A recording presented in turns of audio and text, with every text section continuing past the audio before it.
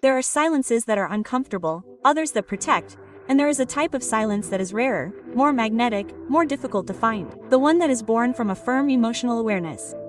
It is not the silence that hides, it is the silence that chooses, that observes, that contains. That is the one that transforms your presence without the need for words.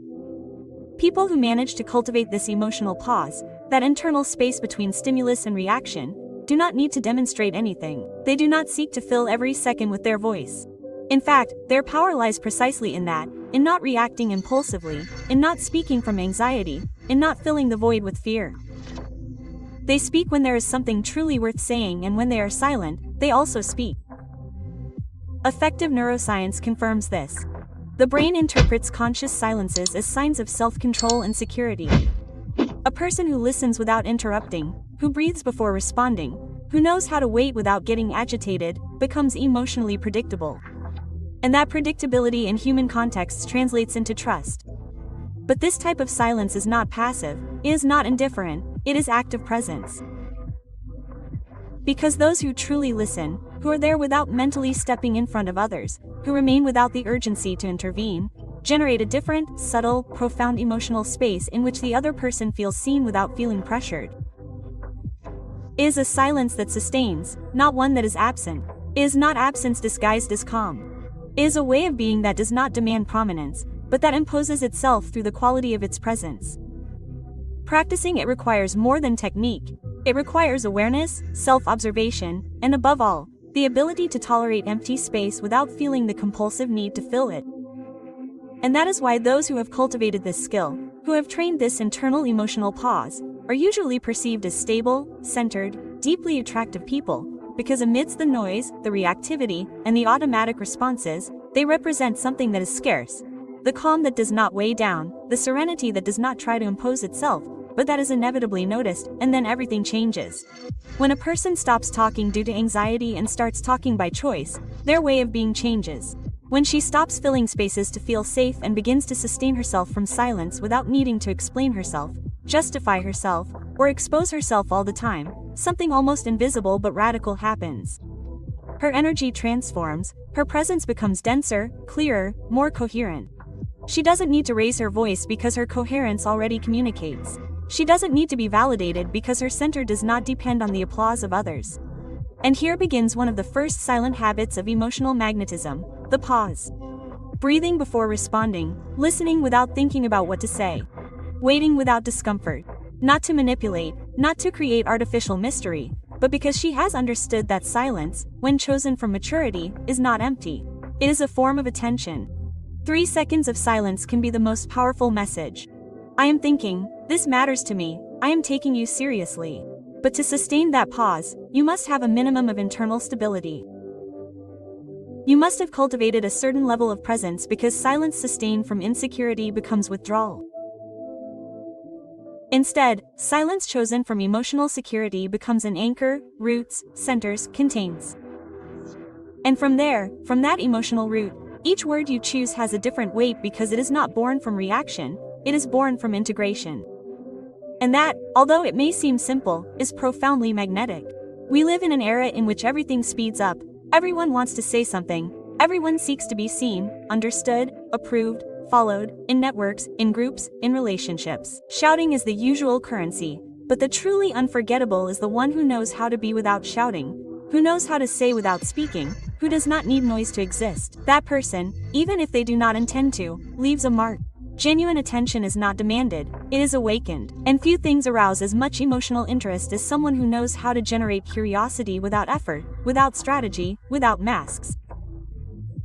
Not through manipulative omission, but through conscious, measured, nuanced sharing, because what is not immediately revealed invites discovery, and what is given completely from the first moment tends to be diluted in the noise of the obvious.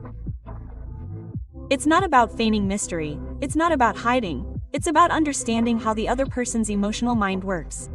Their attention isn't drawn to the obvious, but to what suggests a story that hasn't yet been told, a gesture that hints at something more. A double-layered phrase, an emotion that is sensed but not shouted. When you share everything too quickly, when you speak without restraint because you need to be understood, accepted, or approved, you're not connecting, you're begging for attention, you're closing the door before the other person has time to knock.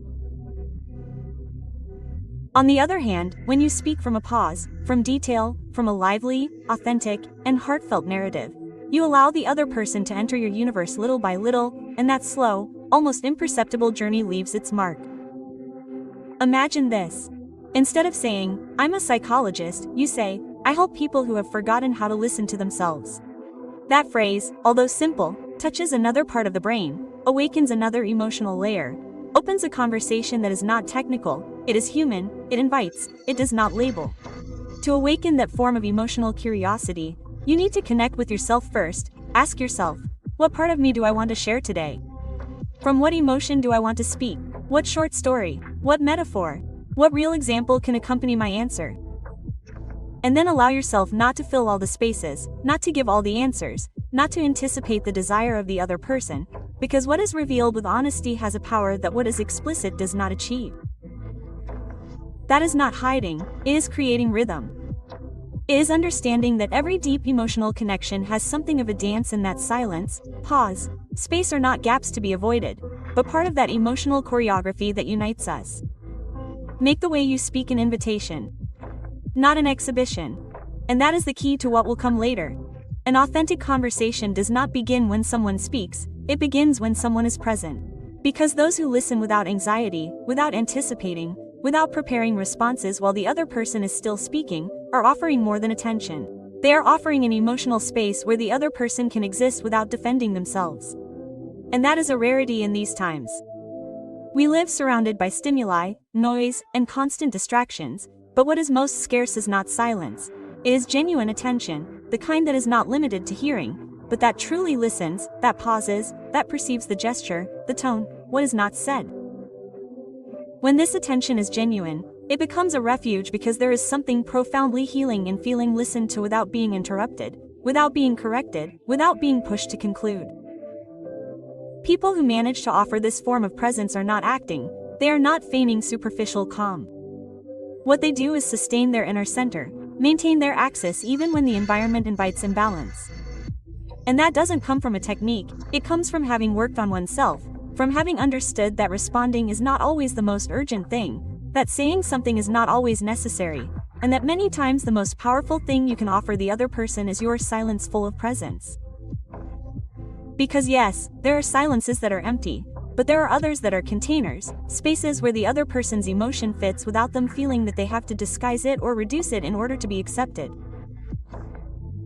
And that is only achieved when you yourself have learned to be with yourself without disguising it, when you have learned not to run away from the moment, not to need to fill it, not to have to explain yourself all the time. Effective neuroscience has studied how active silence, that which is sustained through emotional regulation, has a direct impact on the other person's nervous system. When someone perceives that you are not reacting, that you are not preparing a counter-response, but that you are there, truly there, their body lowers its guard, the activation of the amygdala, that primitive alarm system that goes off at any sign of threat, decreases, and instead the prefrontal cortex, the area of the brain that allows us to reflect, reason, and think clearly, is activated. In other words, the way you are can change the physiological state of the other person. Your silence can calm them more than 1,000 words. But it is not about keeping silent as a strategy, it is about inhabiting it as a natural way of being. And that is only possible when you stop fearing empty space, when you learn to trust that you do not have to prove anything to be valuable, that you do not always need to have something to say to deserve a place, that your voice is not worth its volume, but rather the root from which it springs. And then something transforms. You no longer speak to fill gaps, you speak to build bridges, you no longer explain to avoid misunderstandings. You speak when you have something that really matters, you give yourself permission to observe before acting, to pause before reacting. And in that pause, in that breath before responding, in that second where nothing seems to be happening, the most important thing happens. You take emotional control of your response, not from a place of rigidity, but from awareness, because yes, many times we believe that we must respond quickly, clearly, forcefully, that if we take too long to speak we will lose value, that if we do not have an opinion ready we will seem weak, but the truth is that emotional maturity is not measured by the speed of your responses, but by the depth of your reflection, by the intention behind each word, by the ability to choose the moment and the way and not speak simply because you are expected to say something. This habit changes the way you relate to others, because when you do not react with urgency, you stop being predictable in your impulsiveness and become reliable in your balance. People begin to feel safer with you, not because you are perfect, but because you are stable, because you do not collapse with every comment. Because you don't change direction with every emotion someone else experiences. Because you know how to maintain your boundaries without building walls. Because you know when to speak and when not to. Because you've trained yourself not to give in to the first impulse. This is the beginning of authentic emotional magnetism. It's not about acting mysterious or being distant. It's about having presence, holding your own without imposing yourself, being there without absorbing the other person, sharing without needing constant validation. And here comes a difficult but liberating truth. Not everything deserves your response. Not every comment deserves your energy. Not every invitation is a door you have to walk through. Not every provocation deserves your reaction, because you're no longer available to everyone. Not because you think you're better off, but because you've learned to take better care of yourself. The difference is subtle but powerful, and it starts with a silent decision, that of choosing when, how, and from where you speak.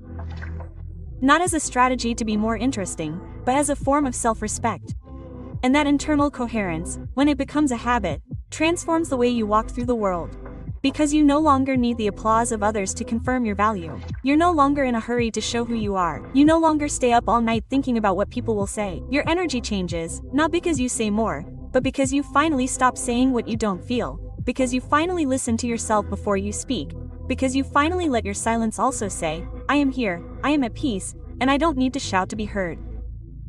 True magnetism doesn't come from trying to impress, but from learning to stand in your own truth. And that starts with a simple yet challenging gesture.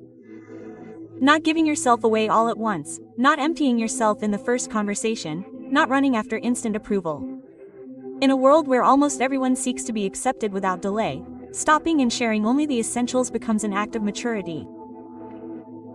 The fascinating thing is that the human mind is not attracted to what it already knows in its entirety, but to what hints at something more, what hints at a story yet to be discovered.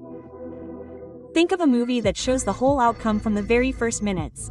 What happens? It loses its power. It loses the emotional tension that keeps us engaged. The same thing happens with relationships. When you open all the doors too soon, you eliminate the natural mystery that sparks the emotional curiosity of the other person. And here it's worth clarifying something. We're not talking about playing games, or manipulating, or pretending to be a role that you're not.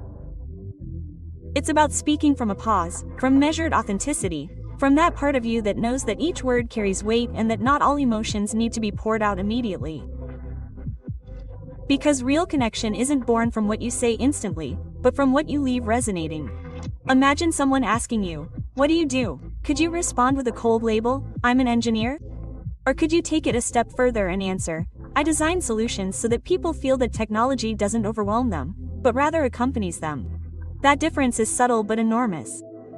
The first answer informs, the second connects. The first closes, the second opens. It's not just what you say, it's how you inhabit it.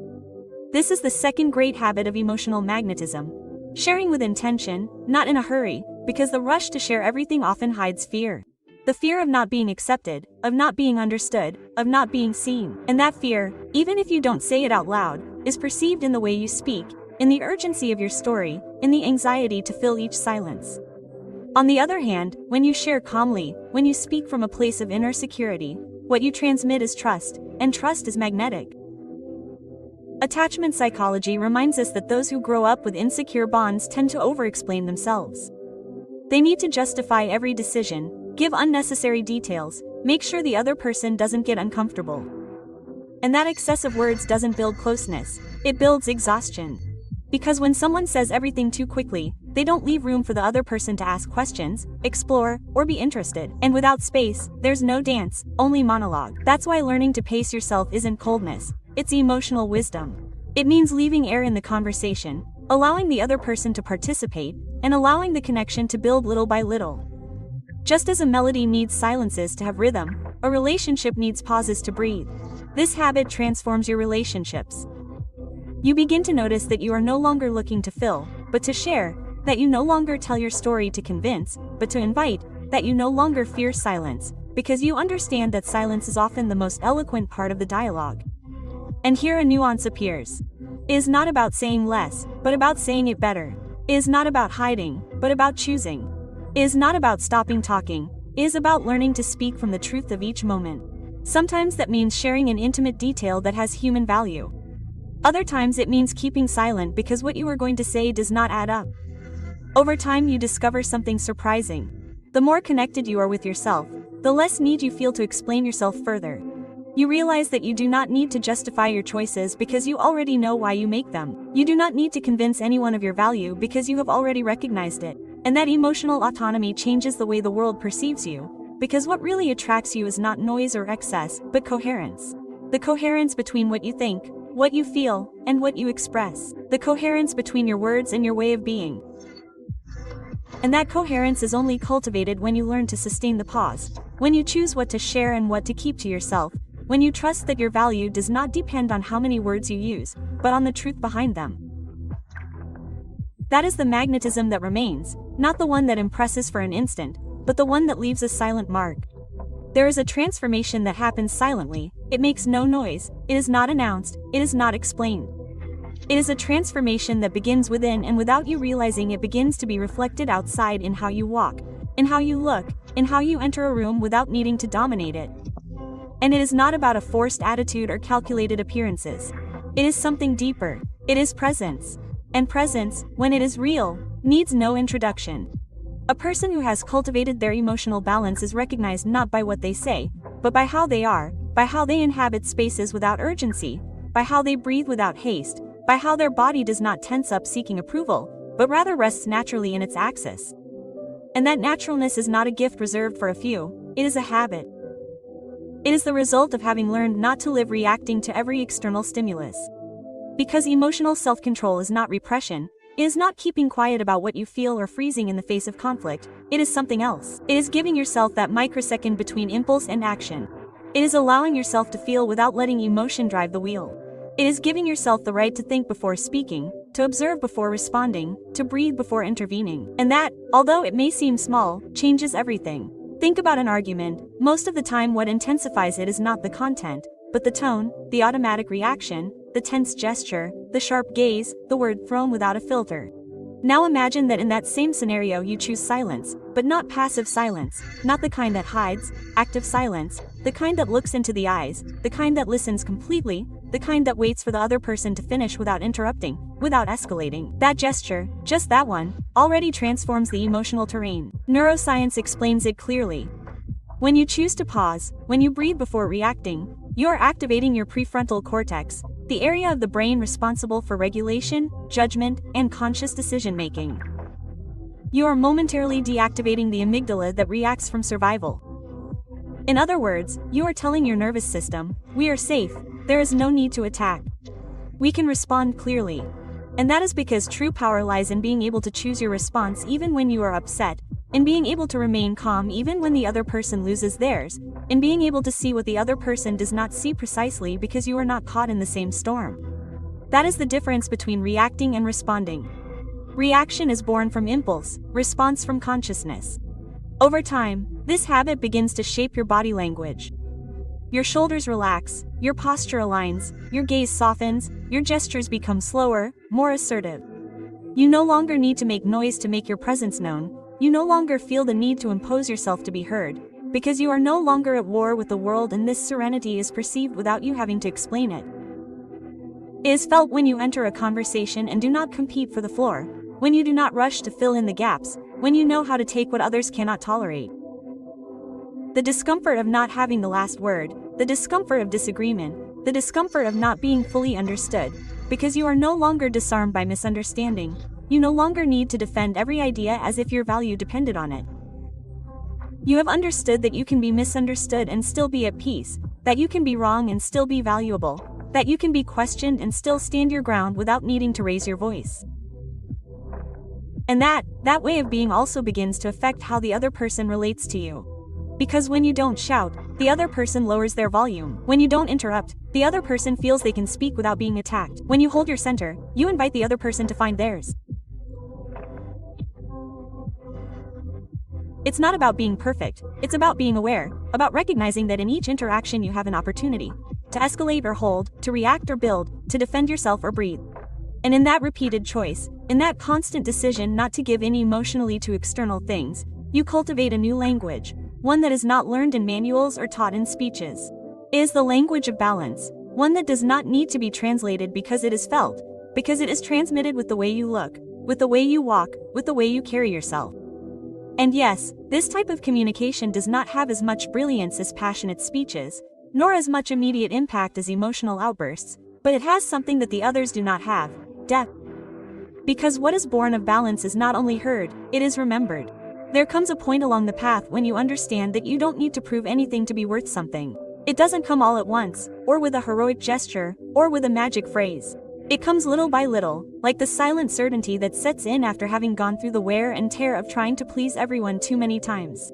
And when you understand it, your life changes direction. Over the years, you may have learned to read the gaze of others as a mirror in which to confirm yourself, to interpret silences as judgments, to measure your worth based on responses, to feel calm only when there was a gesture of approval. And that dependency, although it may seem innocent, is an invisible prison, a prison made up of other people's expectations and constant interpretations. Attachment psychology explains it well. Those who grow up with insecure bonds tend to over-adjust. They strive not to cause discomfort, to fit in, to maintain the calm of their surroundings at the expense of their own peace. And that dynamic, repeated in adulthood, becomes an unconscious script, justifying every decision, giving unnecessary explanations, asking for permission to exist. But the day you decide to stop that script, the day you choose to validate your voice, even if it's not understood, a different process begins, that of confirming yourself. And confirming yourself doesn't mean locking yourself in a bubble of indifference. It doesn't mean denying others or disregarding opinions. It's learning to stand on your own 2 feet even when the applause doesn't come. It's being able to look at your life and recognize that your choices, even when questioned, are still yours. This has visible consequences. When you no longer need to explain every gesture, your language changes, your words become more direct, your silence more solid, your stance more firm. Because you no longer speak to convince, you speak to express. You no longer keep quiet out of fear, you keep quiet because you've chosen to do so. That difference, although subtle, is felt. And it's here that a rare type of magnetism is born. The magnetism of someone who doesn't negotiate their essence in order to be accepted, of someone who knows that their value isn't measured by the speed with which they respond to messages, or by the amount of praise they receive, or by how much they fit into other people's expectations. That magnetism is not manufactured, it is emitted. It arises from the coherence between what you think, what you feel, and what you do. Emotional neuroscience confirms it. When there is internal coherence, when your thoughts, emotions, and actions are aligned, the brain of those who observe you registers it as stability. And in an unstable world, that stability becomes a magnet. Not because you are infallible, but because you inspire trust.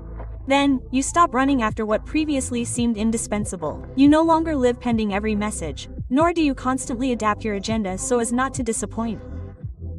You begin to set limits without lengthy explanations, to respond calmly when before you would have reacted with urgency, not because you have become cold, but because you have understood that betraying yourself weighs more than disappointing others.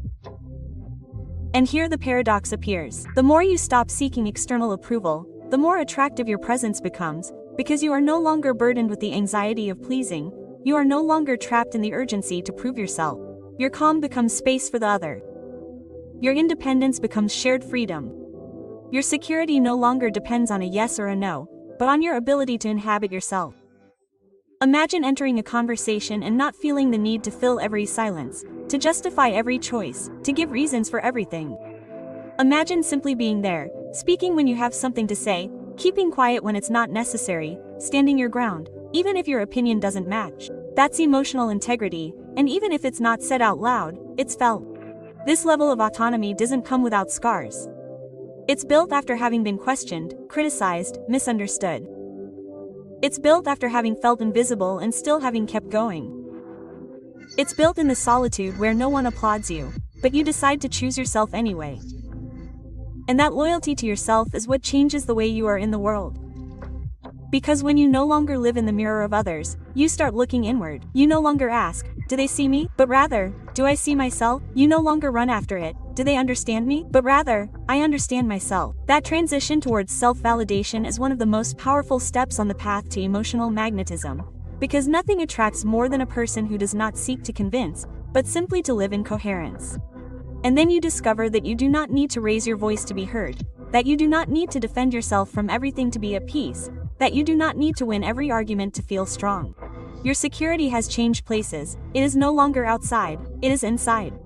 There comes a moment in life when you understand that your strength is not measured by what you can control outside, but by what you are able to sustain inside. That is the moment when you discover emotional resilience, the ability to weather the storm without getting lost in it, to feel the blow without being defined by it, to learn to get up not because life is easy, but because you have learned to be firm.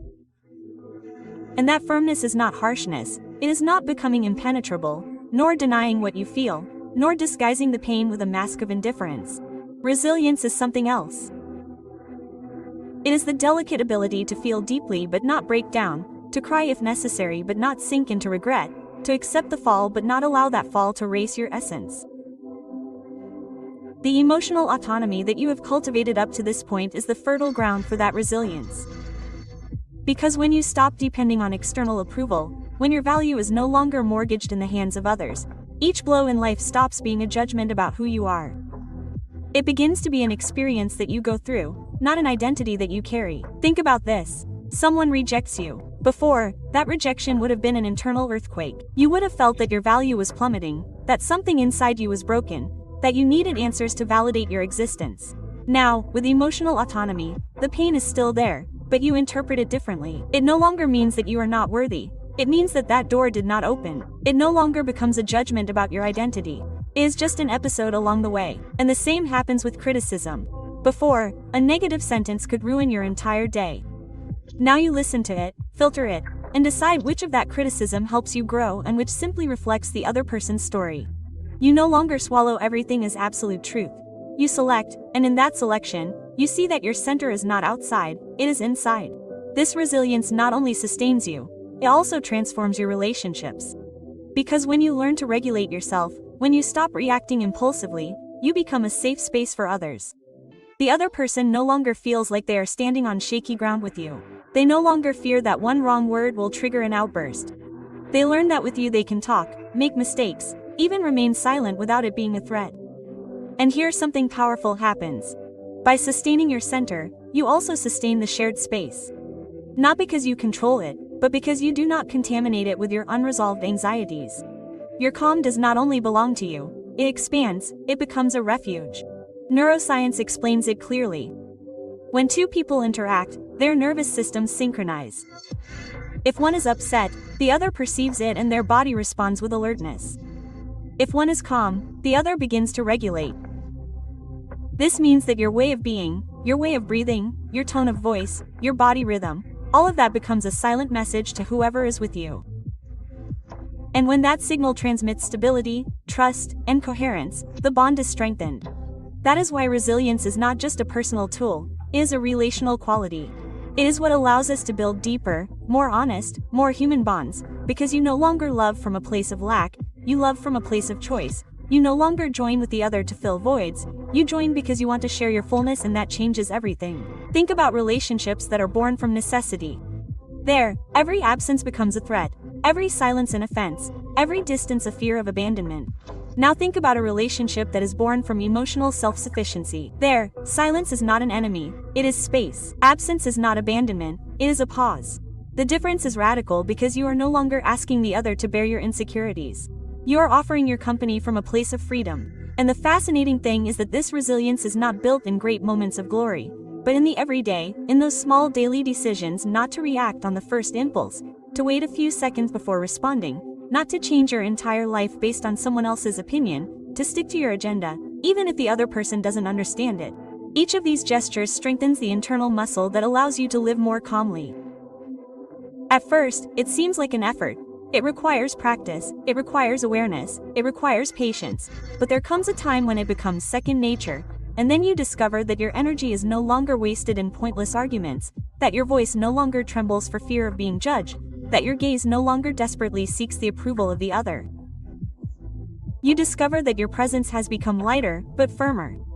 And that silent steadfastness, that calm that does not shout, is the root of a magnetism that few forget. Because in a world where almost everyone reacts, you choose to respond. Where almost everyone sinks in the blow, you learn to hold on. Where many seek refuge outside, you have built it within. That is true resilience, not the absence of pain, but the certainty that you can go through it without ceasing to be you. The next step on this path is one of the most difficult to integrate, but also one of the most liberating.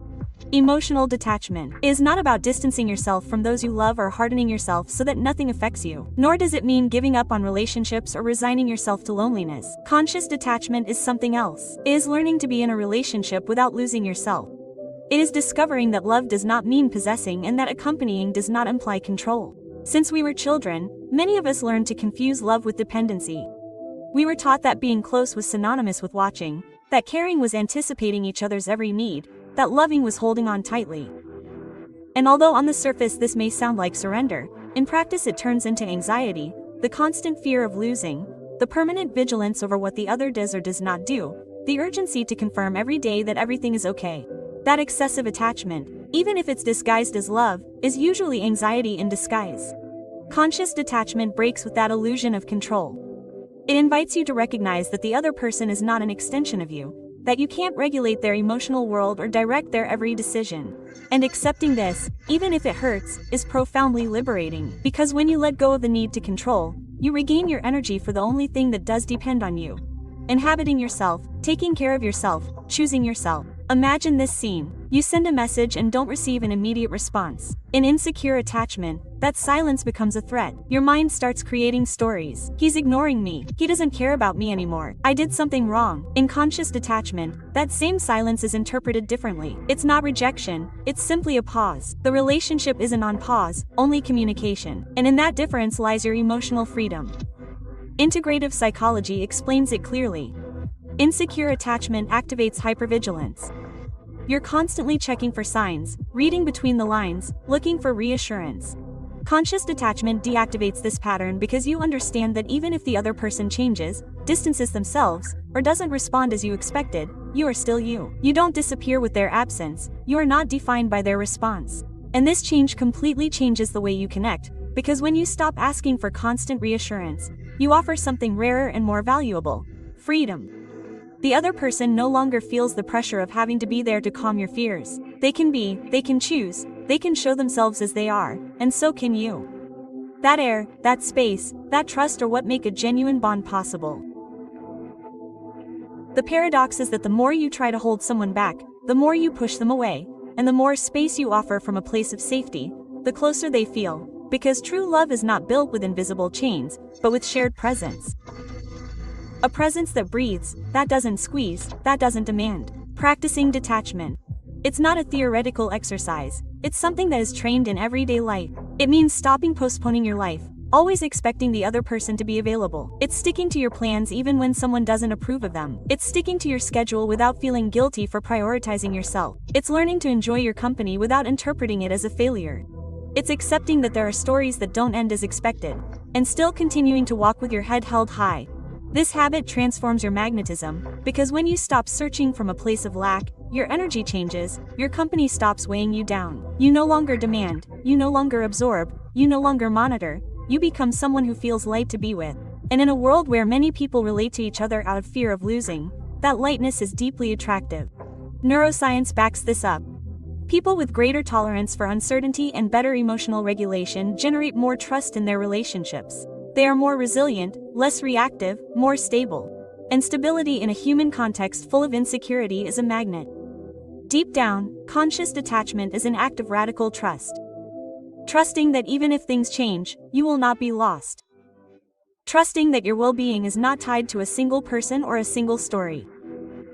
Trusting that you can love intensely, without the need to control. And that kind of love, the kind offered with open arms and not with hands that squeeze, is not only freer, it is deeper, because only from freedom does true choice arise. There comes a moment when loneliness ceases to be felt as a threat and begins to be perceived as fertile ground. That moment marks the beginning of emotional self-sufficiency. And it is not about locking yourself away in a fortress or denying the value of relationships, but rather learning to be with yourself in such a way that your well-being no longer depends on what others do or do not do. For a long time, the fear of being alone has been one of the most powerful drivers of our decisions. We have accepted half-hearted companionship, we have settled for relationships that were exhausting. We have given up too much just to avoid facing emptiness. But the paradox is that this fear of emptiness ends up filling your life with empty relationships until one day, after searching outside for so much, you realize that true fulfillment doesn't come from what you receive, but from what you are capable of building with yourself. Emotional self-sufficiency is exactly that, having learned to accompany yourself. It's being able to sit alone in a coffee shop and not feel it as a punishment, but rather as a gift. It's choosing to stay home on a Sunday without external company and still experience peace. It's discovering that you don't need to postpone your plans waiting for someone else to validate them. It's feeling that your life has meaning, even if no one is applauding. This learning doesn't happen overnight. It requires going through uncomfortable moments. It requires crying without witnesses, holding long silences, facing your own thoughts without distractions. It requires resisting the temptation to numb yourself with noise or superficial presences, but every time you choose to stay, every time you decide not to run away from yourself, you build a bridge to your own strength. Psychology calls it emotional maturity. It is the step in which you stop depending on the reflection of others and begin to recognize yourself without the need for mirrors.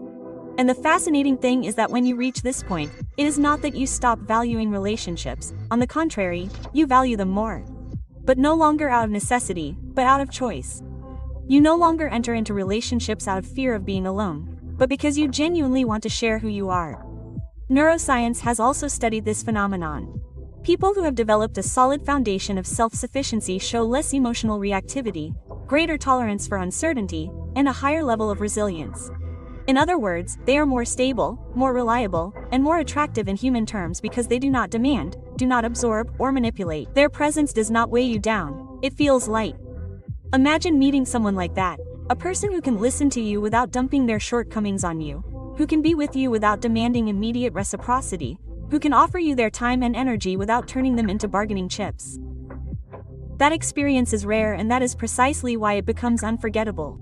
And here one of the great paradoxes of emotional life appears. The more at peace you are with yourself, the more attractive you become to others, because you no longer project anxiety, but calm. You no longer carry suffocating expectations, but rather give space. You no longer need to be completed because you already know that you are complete. Emotional self-sufficiency does not isolate you, it opens you up.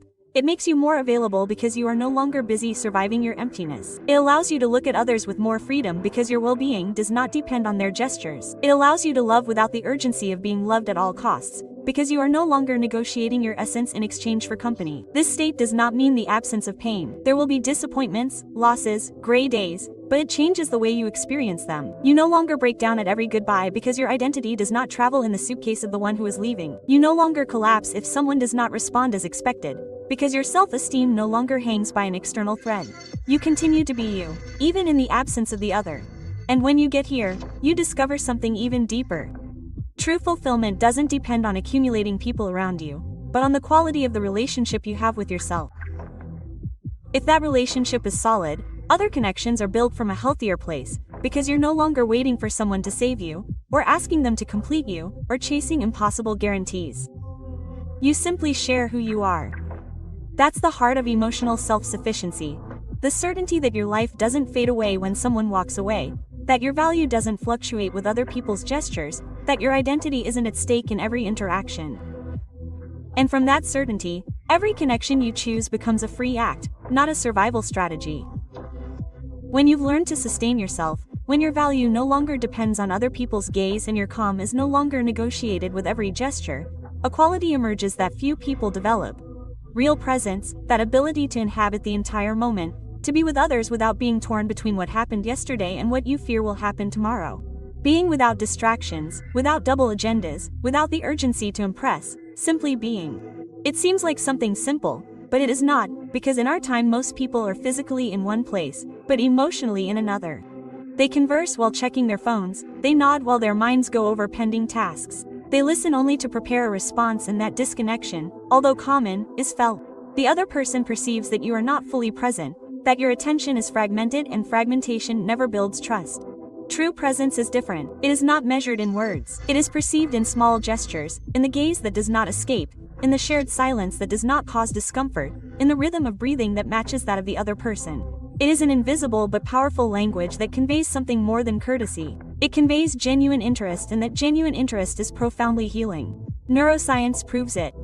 When someone truly listens to us, our brain reduces the production of cortisol, the stress hormone, and increases deoxytocin, the bonding hormone. In other words, being listened to with presence not only excites us, it regulates us, calms us, and even heals us. That's why a person who offers this type of attention becomes a refuge, not because they have all the answers, but because they offer something rarer. A space where the other person can exist without being corrected or judged, a place where emotions can unfold without fear of being interrupted. But in order to offer that presence, you first have to conquer it within yourself, because you can't be available to another if you're absent from yourself. You can't listen deeply if your mind is trapped in the noise of the unresolved. Presence begins at home, in your breathing, in your body, in the ability to hold your own discomfort without running away from it. Exercising it is a conscious act. It's putting your phone aside before talking. It's taking 3 deep breaths before answering. It's listening not just to the words, but to the tone, the gesture, the pause. It's allowing silence to also be part of the conversation without needing to fill it with automatic phrases. It is about remembering over and over again that being there does not mean resolving or impressing, it means accompanying. And here something essential is revealed. Presence cannot be faked. You can smile out of obligation, you can nod out of politeness, you can act as if you are listening, but the other person notices. Notice the difference between being tolerated and being truly received. Notice when your attention is partial and when your gaze is complete. Authentic presence is not manufactured, it is felt. And when you offer it, the quality of your relationships changes because they no longer revolve around who speaks more or who convinces the other person. They focus on what is built in common. A lively, sincere emotional space emerges, where both can show themselves without masks, and you, without realizing it, begin to leave your mark, not by what you say, but by how you are. Think of someone you remember fondly. They were probably not the person who spoke the most or the one who impressed you the most with great speeches. They were someone who was with you in a different way, who made you feel seen, heard, accompanied. That is what is unforgettable, the feeling of having been truly important in a shared moment. That is why cultivating presence is perhaps one of the most transformative habits.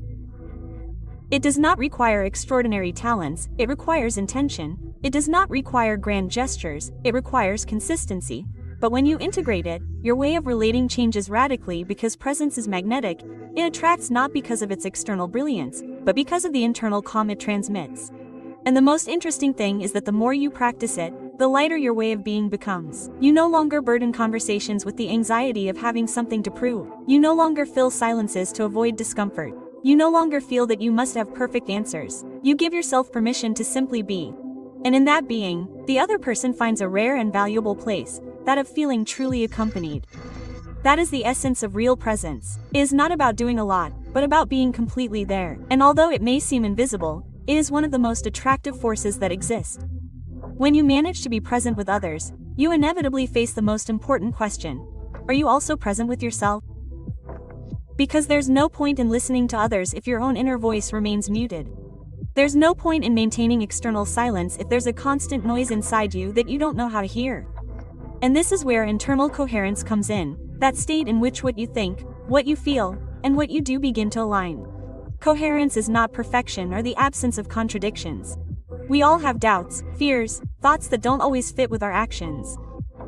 But there's a huge difference between living trapped in those contradictions and learning to integrate them. Coherence means choosing honestly, even if it's uncomfortable. It's acting in a way that your inner self doesn't have to negotiate with your outer self. It's living in such a way that your body doesn't carry the weight of what your heart denies and your mind justifies. Emotional neuroscience explains that when thoughts, emotions, and behaviors are in sync, the nervous system regulates itself, your body relaxes, your breathing deepens, your tone of voice stabilizes. That calmness can't be faked because it's not a gesture, it's a state. The other person perceives it even if you don't explain it. Your coherence becomes magnetic because it transmits security, and security is one of the most attractive values in any human interaction. Incoherence, on the other hand, is noticeable even if it is not said. When someone says one thing, feels another, and acts in the opposite direction, their body betrays them.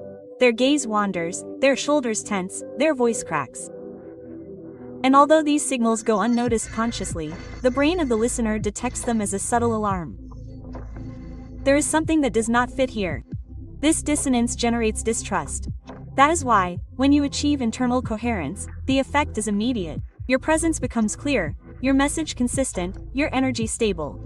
Let's think of an everyday example. Imagine someone who talks about calm, but lives in a hurry. Or someone who preaches freedom but controls every detail of others. That desire cancels out the message. On the other hand, when you see someone who does not need to say that they are strong because the way they walk already transmits it, when you notice that they do not have to talk about confidence because the way they look already reflects it, you understand that coherence does not need a discourse. It is felt, and that is one of the most powerful sources of human magnetism. It is not superficial charisma, it is not brilliant oratory, it is not the show of words, it is the silent consistency of someone who has made peace with their history, of someone who does not struggle at every moment to convince, of someone who lives in such a way that they do not have to explain so much because everything in them supports them. When you get here, you understand something transformative. True power does not lie in winning arguments or silencing external voices, but in avoiding a truth so clear that you no longer have to defend it.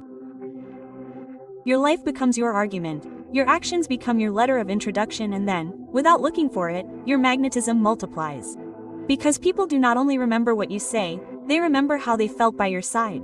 And when your coherence is real, it generates a sense of stability that is scarce in a world of contradictions. Being with you feels safe, and that security does not weigh, does not control, does not impose, it accompanies. Coherence also gives you freedom. Freedom to say no without feeling guilty. Freedom to stand by a yes, even if it is not popular. Freedom to maintain your boundaries without the need for endless explanations. Because when your decisions are aligned with what you feel and think, you no longer need to justify yourself as much. Your integrity speaks for itself. This state is not achieved overnight. It requires confronting uncomfortable truths, recognizing masks that you have worn for too long, and stopping living on autopilot. But each step towards coherence gives you back energy. Because each sustained incoherence is a constant drain of strength. When you begin to close them, you discover that your body rests, that your mind lightens, that your heart calms down. And so little by little, your magnetism no longer depends on external strategies. You do not need to raise your voice to be heard or exaggerate to get attention. Your coherence becomes your strongest language, and your mere presence transmits what you previously tried to explain without success. That is the silent power of coherence. It does not impress, it sustains, it does not dazzle, it remains. Yeah.